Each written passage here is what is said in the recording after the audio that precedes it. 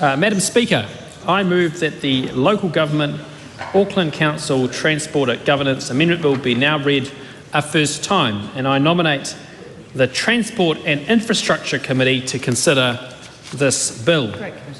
Madam Speaker, this bill is the most significant reform to transport governance in Auckland since Auckland Council was formed back in 2010. Sorry, what was that?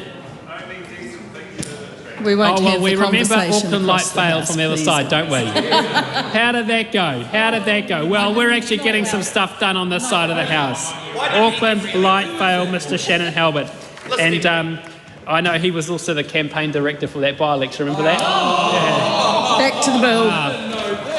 Another fail, another fail. Anyway, this bill, of course, signals government's commitment to improving transport in Auckland, working closely with Auckland Council and ensuring stronger accountability to Aucklanders for decisions made on transport.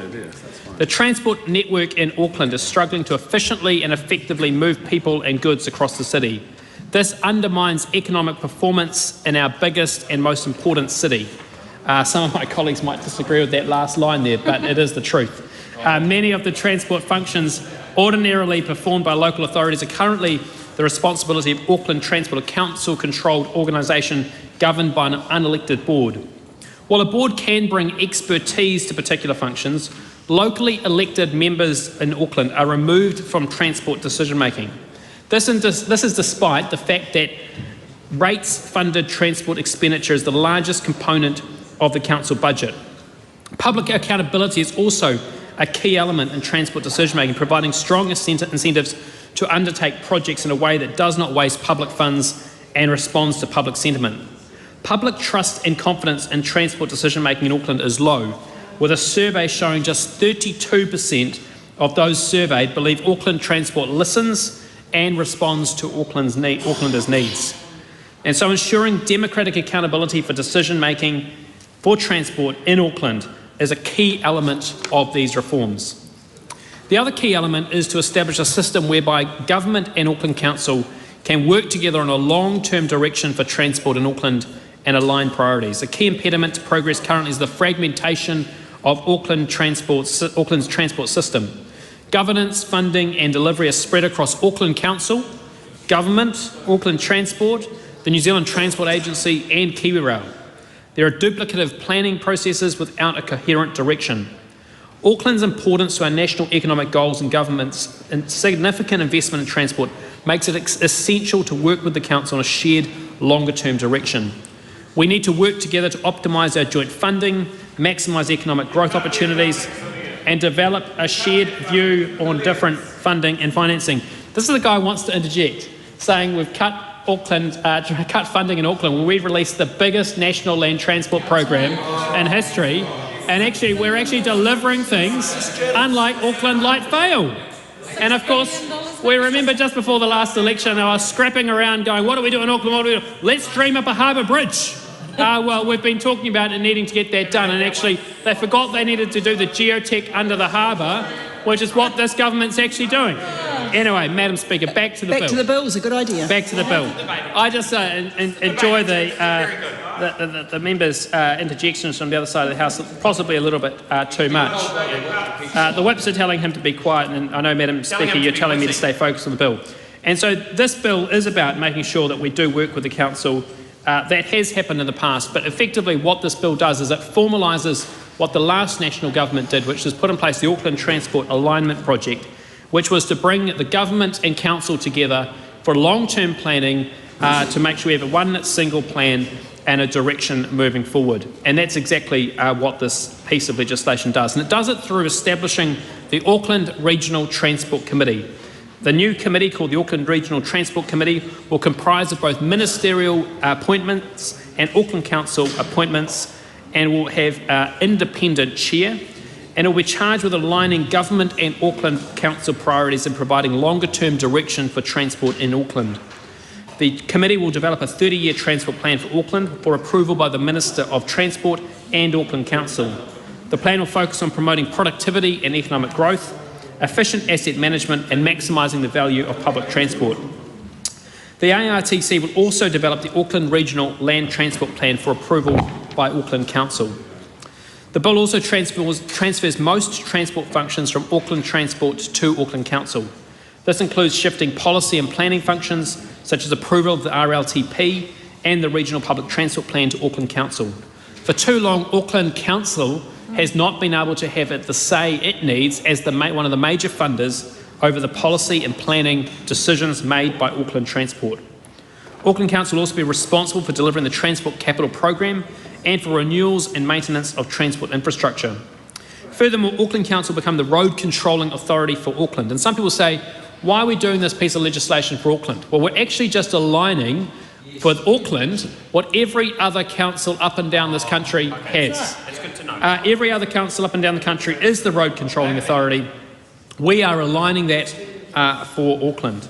And furthermore, we are going to be delegating to local boards some specific transport powers by this piece of legislation. Of course, when local boards were set up under the last national government, the entire intention was for those decisions to be devolved down to local communities. So again, local people could hold their elected members to account for those decisions. Local boards will soon be able to make transport decisions on local and collective roads, including setting speed limits, closing roads for events, managing parking, and creating cycleways. And of course, we've seen the infestation of speed bumps across Auckland. Hundreds of thousands of dollars being spent on speed bumps.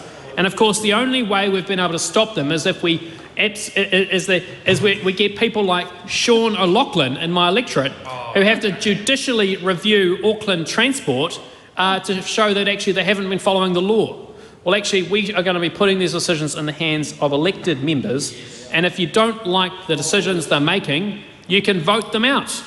A philosophical approach to democracy, which has been around for hundreds of years, we're now applying back to these types of decisions. Decision-making on arterial roads and all roads in the city centre will be the responsibility of the governing body of Auckland Council. The governing body will also make all remaining decisions not allocated to local boards.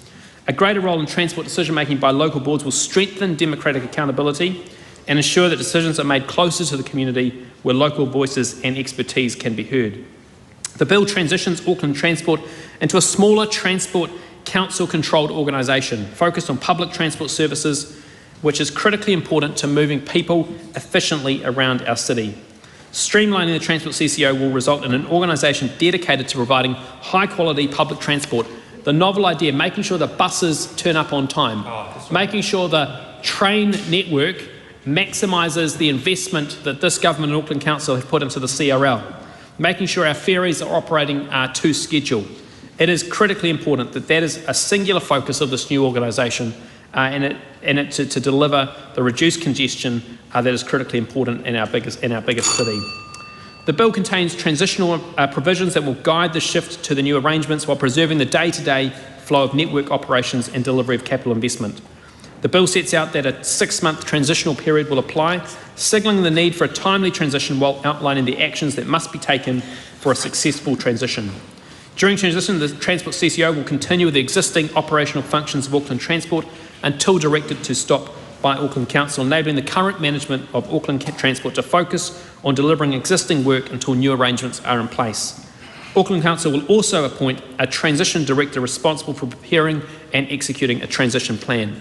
The transition plan will set out the transition approach and timeline, deal with employment matters, and outline how assets, liabilities and contracts will be shifted to Auckland Council.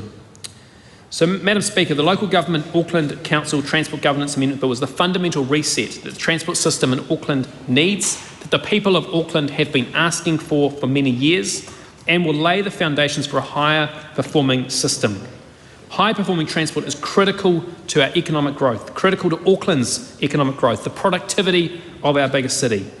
I'm proud to be commending this bill to the House. I look forward to the submission process and the submissions from the public, from Aucklanders, around how it can be improved.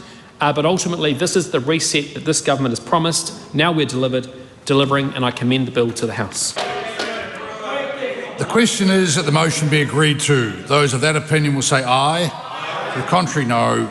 The ayes have it. Local Government Auckland Council Transport Governance Amendment Bill, first reading. The question is the Local Government Auckland Council Transport Governance Amendment Bill be considered by the Transport and Infrastructure Committee. Those of that opinion will say aye. To the contrary, no. The ayes have it.